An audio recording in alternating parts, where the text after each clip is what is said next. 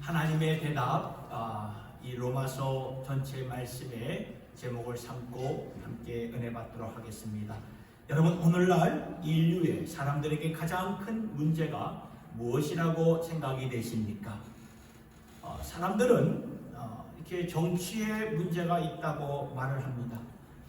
정치가 혼란스러우면 사회 분위기가 혼란스럽기 마련입니다. 또 사람들은 이러한 경제에 문제가 있다고 말하기도 하지요. 그렇죠. 경제가 힘들면 이건 우리 모두 다 이렇게 피부로 느끼기 때문입니다.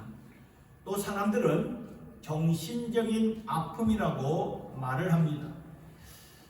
왜냐하면 오늘의 이 현대 사회가 되면서 점점 더 정서적으로 이렇게 메마르고 힘들어지는 일들이 우리 앞에 놓여져 있기 때문이지요. 지난 주간에 지난주부터 지난주까지 뉴스를 보면서 이렇게 좀 마음이 참 많이 아팠어요. 우리 한인 이 동포 가운데 이 한인 두 명이 버지니아와 텍사스에서 이 총기를 가지고 경찰과 대립하다가 또한 이러한 한인은 집을 폭파시켜 가지고 참 이렇게 큰 뉴스거리가 됐던 그런 뉴스를 이렇게 들으면서 참 마음이 너무 아팠습니다. 참 끔찍한 일이 일어난 거죠. 다 정신질환으로 인해 일어난 일들이 아닙니까? 그래서 정신적인 질병은 오늘의 이 현대의학으로 고치기가 참 힘듭니다. 어렵습니다.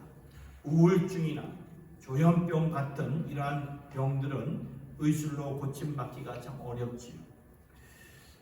중요한 것은 무엇일까? 그러면 우리의 영혼을 좀 터치해 줘야 되는데 오늘 우리가 이것들을 어떻게 감당할 수 있을까요?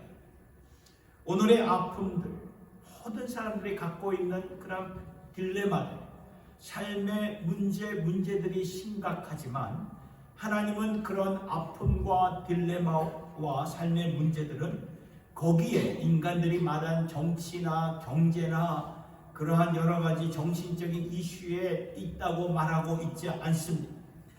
하나님의 말씀하시는 인류의 가장 큰 문제는 바로 죄 문제라고 말씀하고 있다는 것입니다. 왜냐하면 죄라는 것은 모든 문제, 모든 아픔의 원인이 되고 근원이 되기 때문입니다.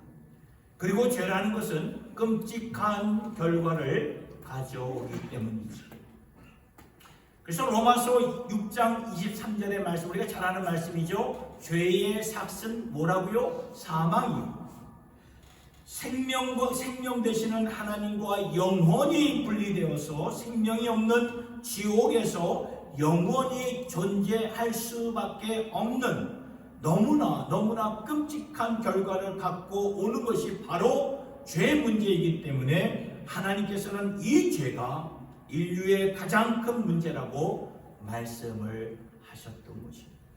오늘 우리가 보고자 하는 신약 성경의 6번째 책인 로마서는 바로 이 이슈를 우리에게 명확하게 전달해 주고 있다는 것입니다.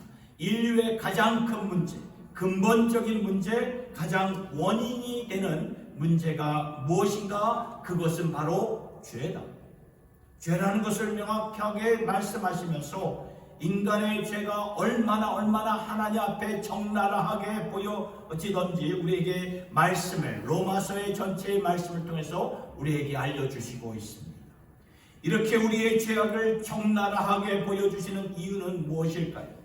우리로 하여금 이 죄의 해결책이 되시는 하나님만을 주목하라고, 오늘 우리가 살 수 있는 길은 오직 하나님뿐인데 살 수 있는 하나님의 대답은 무엇인가? 이것을 우리에게 알려주시기 위해서 쓰여진 책이 바로 로마서의 말씀이 된다는 것입니다. 오늘 우리가 같이 본 말씀 중에 로마서 3장 23절의 말씀을 보면은 모든 사람이 죄를 범하였음에 하나님의 영광이 이르지 못하였다라는 말씀이 나옵니다. 모든 사람이 죄를 범하였다. 죄인들이기 때문에 하나님의 영광에 이르지 못하더니, 여러분, 이 원어로 하나님의 영광에 이르지 못했다는 것은 뭐를 말하냐면 우리의 영혼의 활이 휘어졌다는 그 말입니다. 영혼의 활이 휘어졌어요. 인간은 하나님의 영광을 위해서 여러 가지 요소들을 이렇게 도모하는 것을 보지요. 종교적으로 살려고 하고, 좋은 일, 착한 일, 선행을 베풀면서 살려고 하고, 율법을 지키려면서 살려고 하고, 그러나 아무리 종교나 선행이나 이런 것들을 아무리 노력을 해도 그 하나님의 영광에 이르지를 못한다는 것입니다. 왜 그럴까요? 내 영혼의 활이 휘어졌기 때문입니다. 이것은 근본적인 이슈이기 때문에 절대로 풀려지지 않고 해결되지 않는 문제죠. 이것이 오늘 본문의 말씀의 내용입니다. 사실 로마서 3장부터, 오늘 우리가 3장과 6장을 읽었지만 3장부터 이런 말씀을 하시는 것이 아니라 로마서 첫 장부터 1장부터 우리의 죄가 얼마나 심각하고 얼마나 무거운지를 명확하게 말씀해 주시고 있다는 것 여러분 아시나요? 현대인의 성경, 우리가 지금 보는 것은 개역 한글이지만 현대어의 성경을 보면 로마서 1장 9절을 보면 이렇게 나와 있습니다. 좀 더 쉽게 프린트해서 쓴 성경의 말씀인데요. 보세요. 그들은 온갖 부정, 휴학, 욕심, 악한 생각, 시기, 살인, 다툼, 사기, 악의로 가득 차 있습니다.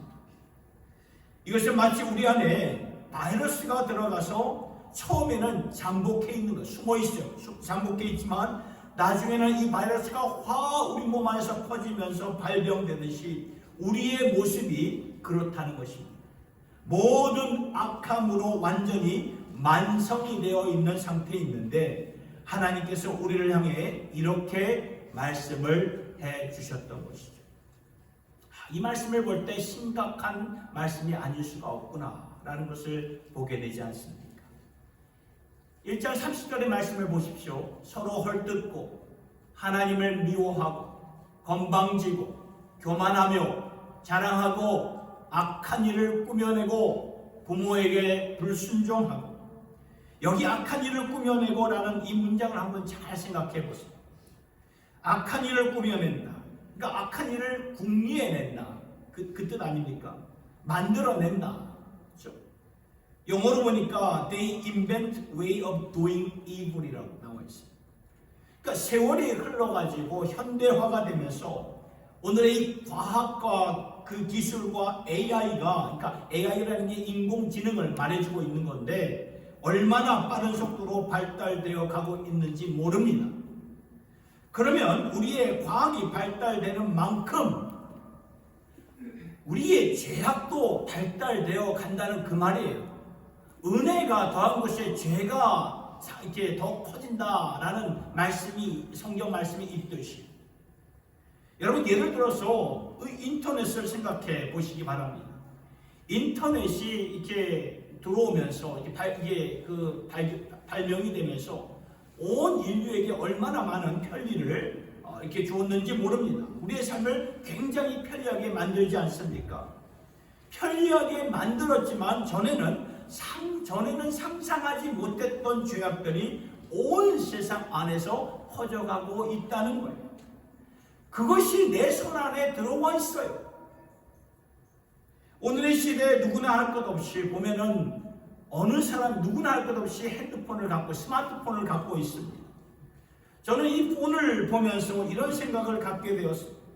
오늘날 하루에 볼 수 있는 그러한 자극적인 이미지들이 아버지 세대와 할아버지 세대 일평생 보았던 자극적인 이미지보다 오늘 하루에 보는 게 더 많다는 거예요. 더 많다는 거죠. 하루에 보는 것이 얼마나 많은지 모릅니다.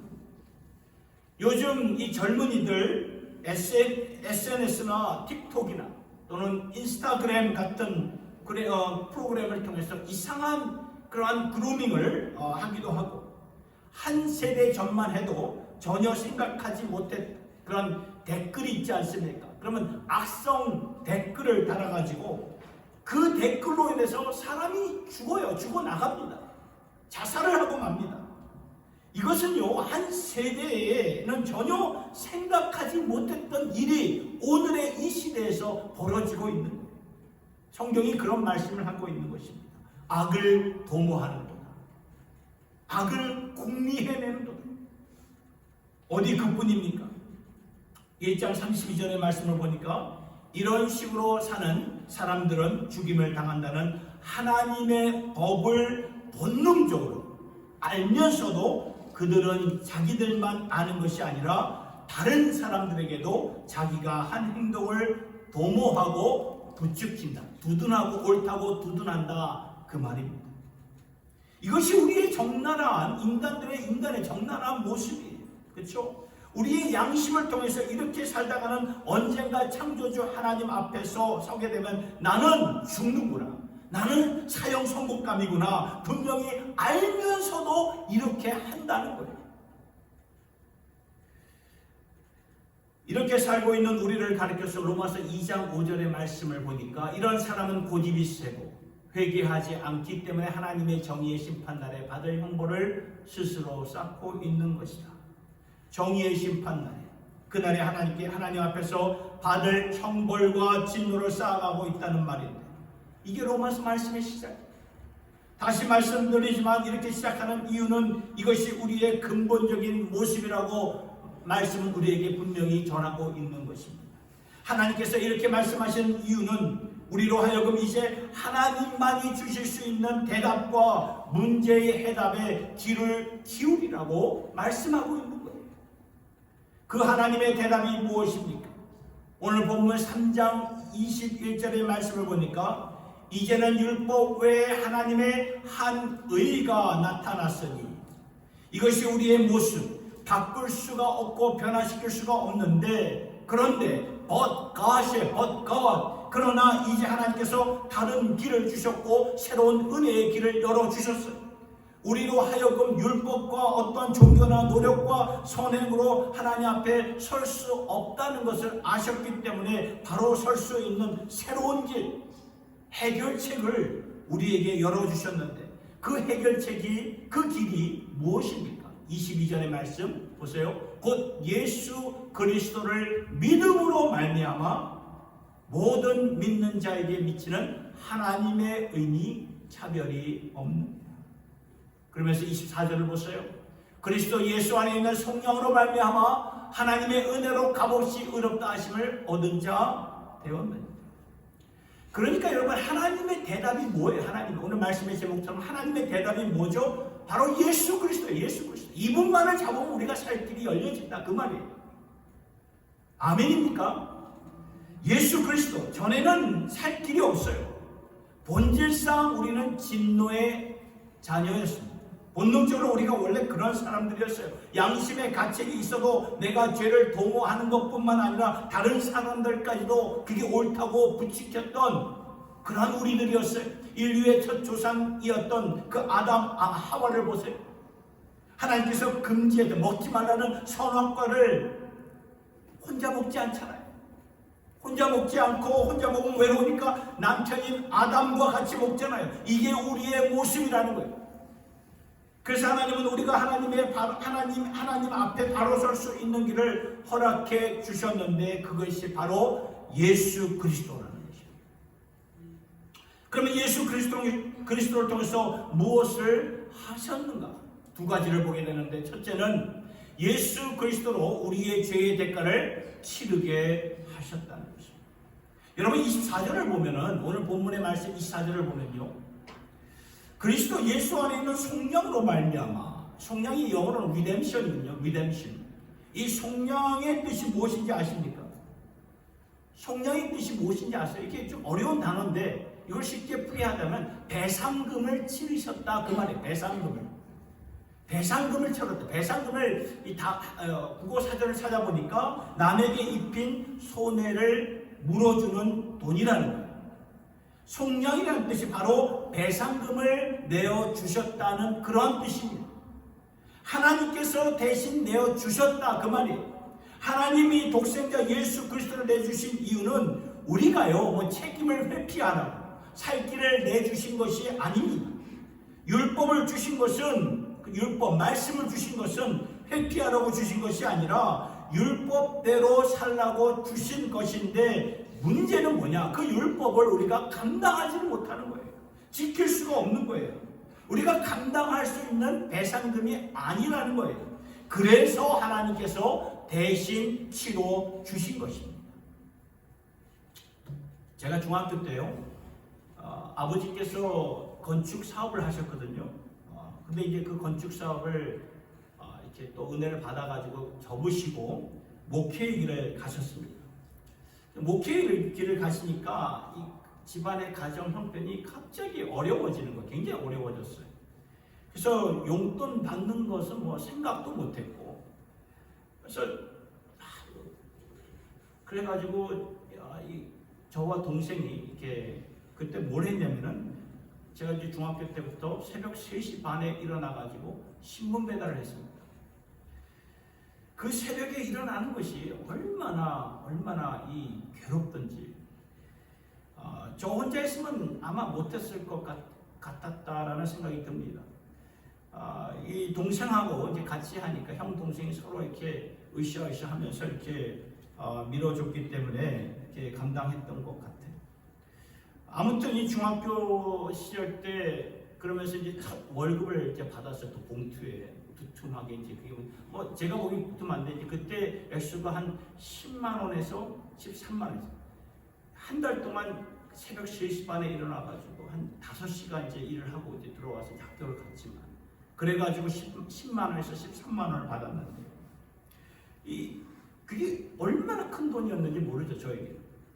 월급을 받아가지고 이제 어머니에게 드리면은, 이제 어머니는 이제 거기서 이제 11조를 떼시고, 거기서 이제 10,000원을 이제 저에게 주시면서 수고했다면서 용돈을 이제 주신 거예요. 그래서 어려서부터 이제 돈의 가치를 알게 되었고, 책임감 있게 좀 살게 되었습니다. 참 돌아보면 값진 경험이 아니었나 이렇게 생각이 됩니다. 그런데 대학교나 이 대학원에 이제 가서는 아무리 책임감 있게 살려고 해도, 아무리 내가 아르바이트를 해도, 일을 해도 감당하지 못하는 그러한 액수가 있다는 것입니다. 제 큰아이의 경우에 보면은 이게 최근에 보니까 자기가 가고 싶어하는 대학에 이렇게 합격을 했는데, 그래서 막 좋아가지고 막 이제 들떠 있는데, 그 학교에서 얼마를 내라는 등록금을 받아 보는 순간 얘가 마음을 과감하게 접더라고요. 감당할 수가 없는 거예요. 저의 경우에도 대학 등록금은 이제 뉴욕에서 다녔는데, 이 주 정부에서 주는 그랜트로 이렇게 커버가 되었지만, 신학교에 가니까 이 주 정부에서 주는 그러한 시스템이 없는 거예요. 그러니까 혜택을 받을 수가 없는 거죠. 그러다 보니까 매 학기마다 밀린 등록금이 계속 쌓여져 가는데, 그 쌓여져 가다 보니까 점점점 큰 액수가 되는 거예요. 감사하게도 청년 때 섬겼던 교회에서 그 신학교의 등록금의 한 20%를 장학금으로 주셨어요. 참 고맙고 감사한 일이죠. 그렇지만 신학교의 그 3년의 과정을 다 마치고 보니까 내야 할 금액이 어마어마하게 커진 거예요. 물론 신학교 다니면서 파트타임으로 그 전도사 사역을 해서 받은 사례를 가지고 이렇게 그 밀린 등록금을 갚아 나가긴 했지만 역부족이에요. 제 힘으로는 감당하기가 참 역부족이었습니다. 졸업을 해서 졸업장을 받아야 되는데, 졸업장을 받으려면 그 밀린 그 등록금을 다 갚아야 주는 것입니다. 그때요, 아버지가 저에게 뭐를 주셨냐면은 공수표를 주셨어요. 공수표. 아시죠, 여러분? 공수표. 이 수표에 아무것도 없는, 그리고 사인만 해 주시고 공수표를 주셨어요. 그러면서 하신 말씀이 남은 등록금을 다 갚으라는 것입니다. 이건 또 뭔가? 참 그 공수표를 받아보는 제 마음 순간 울컥하는 마음, 또 짠한 그런 마음이 들더라고요.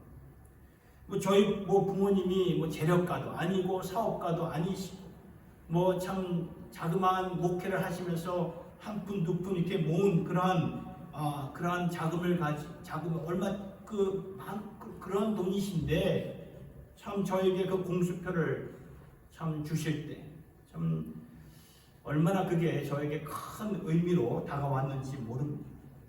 내 힘으로 안 될 때는 여기 공수표가 있으니까 이것으로 감당하라 허락하셨던 거죠.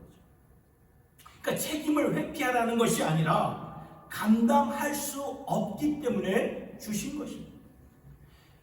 예수 그리스도의 속량이, 리뎀션이 바로 그런 뜻이에요. 우리가 감당할 수 없기 때문에 예수 그리스도께서 대신 값을 치러 주신 것이에요. 여러분, 이 세상에서도요, 법정에서도 일사부재리의 원칙이 있잖아요. 한 번 형벌은 한 번으로 끝난다. 일사부재리, 그게 한 번 형벌은 한 번으로 끝난다. 세상에서도 이 법이 있는데 하늘에서도 이 법이 있다는 그 말이에요. 우리가 감당할 수 없고 우리가 치를 수 없는 형벌이 있기 때문에 하나님께서도 일사부재리로 처리하신다는 그 말씀, 예수 그리스도를 십자가에 달려 죽게 하심으로 말미암아 우리가 낼 수 없는 배상금을 예수의 피로, 예수의 생명으로 우리를 완전히 속량해 주셨던 것입니다. 한 부분, 한 파트를 갚아주신 것이 아니라 전액을, paid in full이죠. 영어로 paid in full, 전액을 갚아주신 거예요.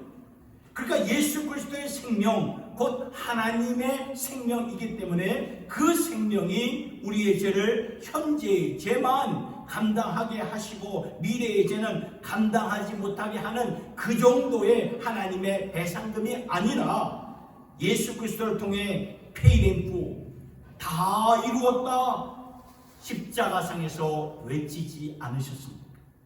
다 이루셨기 때문에 이제는 정죄함이 없고 빚이 없어요.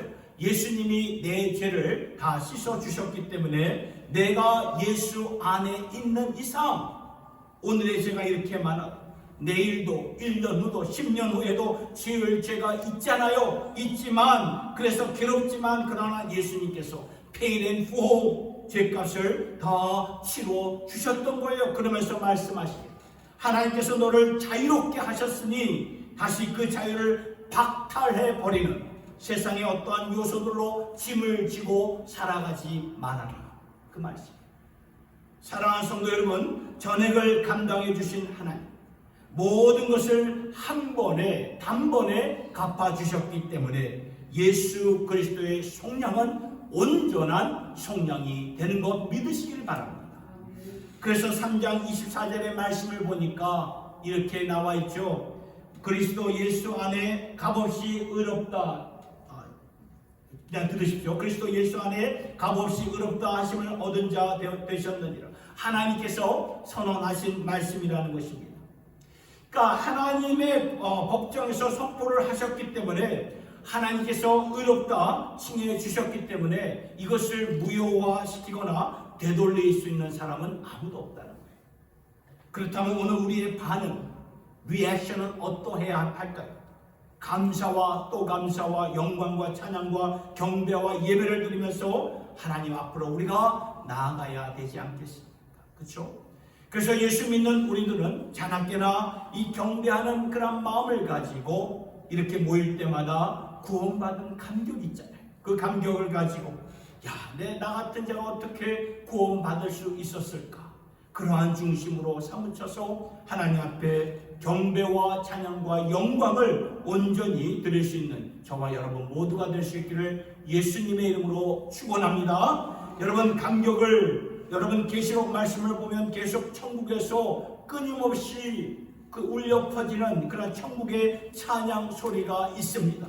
하나님의 구원에 대한 감격을 성도들이 끊임없이 하나님 앞에 찬양하면서 요한계시록 7장 10절의 말씀 큰 소리로 외쳐 이르시되 구원하심이 보좌에 앉으신 우리 하나님과 어린 양이 있도다. 계시록 5장 12절의 말씀을 보니까 큰 음성으로 이르되 죽임을 당하신 어린 양은 능력과 보호와 지혜와 힘과 존귀와 영광과 찬송을 받으시기에 합당하도다. 이 찬양이 계속 천국에서 울려 퍼지고 들려지고 있는데 왜 그런지 아십니까? 천국에 가보니까 어떻게 내가 이렇게 거룩한 곳에 하루 이틀도 아니고 영원히 서 있을 수 있는 것인가 하나님의 은혜 때문이구나. 하나님께서 값없이 주신 은혜로 우리를 예수 안에서 의롭다 칭해 주셨기 때문이구나. 그러니까 감격이 흘러 묻어서 나올 수밖에 없는 거예요. 감격이 끝이 안 나는 것입니다. 계속해서 구원하심이 보좌에 앉으신 우리 하나님과 그 어린 양에게 있도다 찬양을 하는 것입니다. 오늘 우리에게도 이러한 찬양, 우리가 지금은 이 땅에 살고 있지만 언젠가는 천국에 가지 않습니까? 다 갑니다. 언젠가는 천국에 가서는 더 좋은 노래로 찬양을 하겠지만 이 땅에 살면서 나를 구원해 주시고 죄에서부터 나를 씻어주신 주님 앞에 이러한 감격과 감사로 예배드리는 이러한 경배가 우리의 삶 속에서 끊이지 않기를 예수님의 이름으로 축원합니다. 사실 이것만 들어도 엄청난 그런 감사와 감격이 아닙니까? 그런데요, 여기서 끝나는 것이 아니라 한 스텝 더 나아가서 그게 뭐냐면은 예수 그리스도께서 뭐냐면은 예수 그리스도 죄의 권세를 박살내셨다는 것인데 그게 안 나왔네요.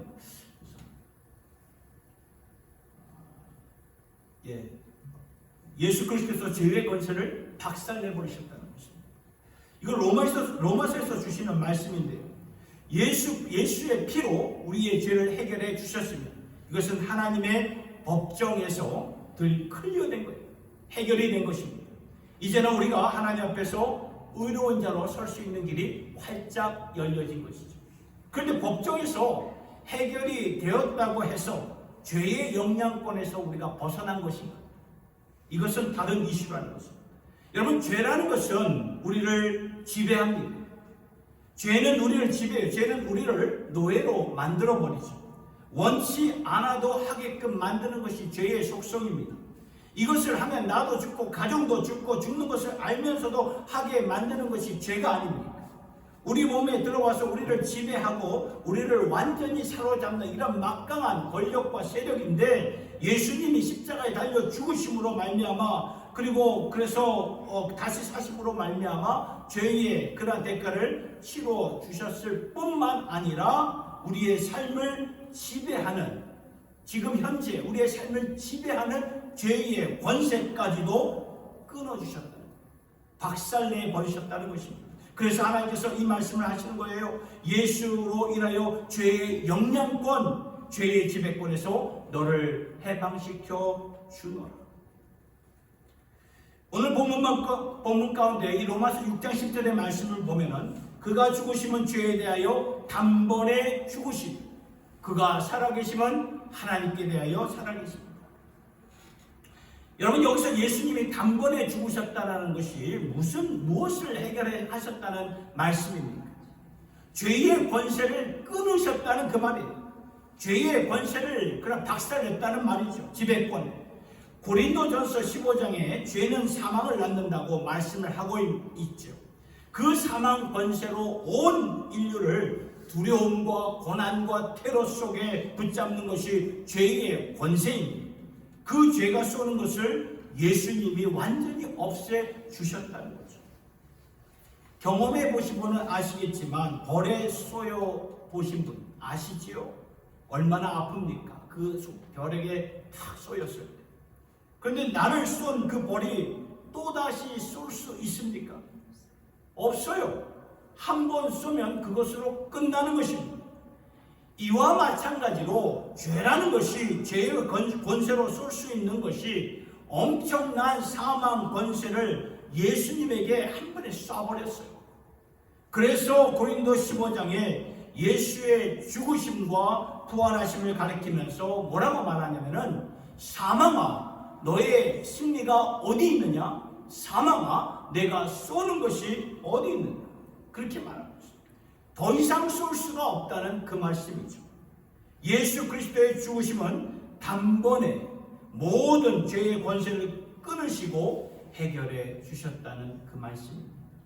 그래서 우리는요, 죽은 주님을 믿는 것이 아니라 지금도 살아계셔서 우리의 모든 것을 살피시는 그 주님을 믿고 있는 거예요. 그렇다면 주님이 살아나셔서 무엇을 하셨습니까? 하나님의 영광을 위해 살아나신 것인데, 그러면 이것이 오늘 우리에게 무슨 의미입니까? 바로 다음 구절 11절을 보면은 이렇게 나와 있어요. 이와 같이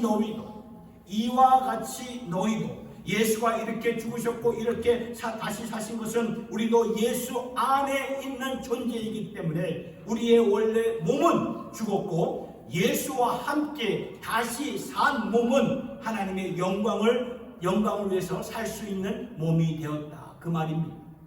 그러니까 전에는 죄가 우리를 지배했기 때문에 우리가 하나님을 위해 살려고 해도 살 수 있는 힘이 없어요. 왜냐하면 죄가 우리를 지배해버리니까. 그러나 이제는 죄가 지배한 그 몸이 죽었다는 거예요.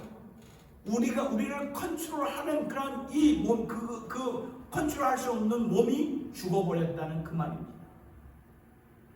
여러분, 이 바이러스 많은 바이러스가 있는데, 이 바이러스는요 몸이 있어야 활동하는 거 아시죠? 자신의 능력을 발휘합니다. 이 몸이 있어야. 그런데 그 몸에서 나가보십시오. 그 바이러스 힘 못 씁니다. 아무런 힘을 못 써요. 죄도 마찬가지입니다. 죄라는 거 잘 생각해 보세요. 미움, 다툼, 시기, 질투, 욕심, 이러한 것들이 우리 몸 안에서 작동을 하니까 이런 것들로 인해서 우리가 손상을 입게 되죠. 근데 몸만 없으면 아무런 능력이 없어요. 이러한 것들이 우리 몸 안에서 그러한 것들이 있으니까 계속 작동을 하는 거예요. 전에는 죄의 바이러스가 우리 몸에 들어와서 우리를 지배했습니다. 그런데 그 몸이 죽었어요. 누구와 함께? 예수 그리스도와 함께 죽었다는 것입니다. 그래서 성경은 이와 같이 이 말씀이에요. 너희도 그리스도께서 단번에 죽으심 같이, 그렇죠? 예수 그리스도와 함께 십자가에 못 박혀 죽었다고 갈라디아서 2장 20절 통해서 말씀하고 있습니다. 내가 그리스도와 함께 죽었나니. 이전의 몸은 죽고 이제 그리스도와 함께 다시 산 몸은 새 몸이에요. 새 몸에는 바로 성령님이 우리 안에 내주하셔서 임재하셔서 죄에 대하여는 과감하게 노라고 말하죠. 죄에 대하여는 노라고 말하고 하나님의 의에 대하여는 예스라고 자신을 드릴 수 있는 몸이 되었다는 것입니다. 그래서 11절 말씀을 잘 보면, 이 말씀을 잘 보면 이와 같이 너희도 자신을 죄에 대하여는 죽은 자요 그리스도 예수 안에서 하나님께 대하여는 살아있는 자로 여길지어다. 컨시를 이어서, 그러니까 여길지어다를 잘 보세요. 여길지어다. 그렇게 생각할지어다. 여러분, 우리의 생각이 영적 그러한 세계에서 그러한 영적 전투의 현장이라는 것 아시나요? 생각으로 모든 것을 컨트롤합니다. 그래서 내가 무엇을 생각하냐 하면은 원래의 몸은 예수와 함께 십자가에 못 박혀 죽었고 이제는 예수와 함께 다시 산 새 몸이 되었다는 것을 우리가 늘 생각하라고 말씀은 우리에게 권면하고 있는 것입니다. 그러면서 12절의 말씀을 보니까 이렇게 나와 있죠. 내가 그리스도와 함께 십자가에 못 박혔나니. 그렇죠? 무슨 말입니까? 이제는 우리의 몸을 지배하려는 그러한 죄가 우리에게 시험을 주고 사역으로 이끌 때 그것들에게 순종하지 말라는 그 말씀입니다. 여러분, 먼저 생각하는 것이 중요하고 그 다음에는 이러한 사역과 유혹에 순종하지 말라는 그 말이죠. 우리가 순종 안 하면 되는 거예요. 전에는 그 죄의 유혹에 들어왔을 때 순종 안 할 수가 없어요. 그러한 시험거리, 유혹거리, 사역이 우리의 마음을 지배하면서 거기에 속수무책으로 당할 수밖에 없는 것이 우리의 모습이었습니다. 그러한 몸을 갖고 있었던 우리의 몸이 죽은 거예요. 예수와 함께 죽은 것입니다. 그 십자가상. 그리고 새로운 몸이 예수 안에서 주어졌어요. 13절의 말씀을 보세요. 13절의 말씀을 보니까 이렇게 나와 있죠. 13절의 말씀. 또한 너희 지체를 불의의 무기로 죄에게 내어주지 말고 오직 너희 자신을 죽은 자 가운데서 다시 살아난 자같이 하나님께 드리며 너희 지체를 의의 무기로 하나님께 드려라. 이제는 노라고 말할 수가 있고요. 그렇죠? 이제는 대항할 수가 있고 이제는 싸울 수 있고 도리어 이제는 하나님의 의의 도구로 자신을 드릴 수가 있다는 그 말씀입니다. 저는 이번에 로마서를 읽으면서 로마서 12장에 하나님께서 우리에게 주신 은사가 있습니다. 그걸 참 읽으면서 참 많이 이렇게 마음에 새롭게 와닿게 되었는데요. 로마서 12장 6절부터 9절, 8절까지 말씀을 보면 이렇게 나와 있죠. 우리에게 주신 은혜대로 받은 은사가 각각 다르니 혹 예언이면 믿음의 분수대로, 혹 섬기는 일이면 섬기는 일로, 혹 가르치는 자면 가르치는 일로, 혹 위로하는 자면 위로하는 일로, 부지하는 자는 성실함으로, 다스리는 자는 부지런함으로, 긍휼을 베푸는 자는 즐거움으로 할 것이다. 성령이 오셔서 예수를 믿는 모든 자들에게 은사를 주셨죠. 하나님의 의의 도구로 사역할 수 있고 또 살아갈 수 있는 은사를 주셨다는 그 말씀입니다. 이제는 그 은사를 가지고 정말 받은 자들로서 하나님의 그 일들을 감당해야 합니다. 하나님께 자신을 드려야 된다는 것입니다. 하나님께 주시는 은사가 섬기는 일이면 섬기고, 하나님께서 우리에게 가르치는 그러한 것을 주시는 일이면 가르치고, 또한 부족한 저를 이 세상의 비전교회 주의 종으로 세우셨으면 성도들을 섬기고 위로하고 격려하라는 것입니다. 전에는 우리가 이런 것을 하고 싶어도 내게 무슨 자격이 있을까? 그렇게 생각을 했는데 아니라는 거죠. 옛 몸은 이미 그리스도와 함께 죽었어요. 그리고 이제는 우리에게 새 몸을 주셨기 때문에 그 하나님의 의를 위하여 이제 우리는 하나님께 우리의 자신을 드릴 수가 있는 것입니다. 참 놀라운 말씀이 아닐 수가 없어요. 전에는 죄의 노예로, 도박의 노예, 욕심의 노예, 시기, 질투, 미움, 다툼의 그러한 노예로 살 수밖에 없었는데 그 죄의 바이러스가 다 죽은 거예요. 예수 그리스도의 십자가의 은혜로 이것이 단번에 없어진 것입니다. 끊어졌습니다. 그래서 이제는 모든 죄의 유혹에 대해서는 노라고 말할 수 있게 되었던 것입니다. 말씀을 정리합니다. 전에는 어떠한 삶을 살았습니까? 우리가?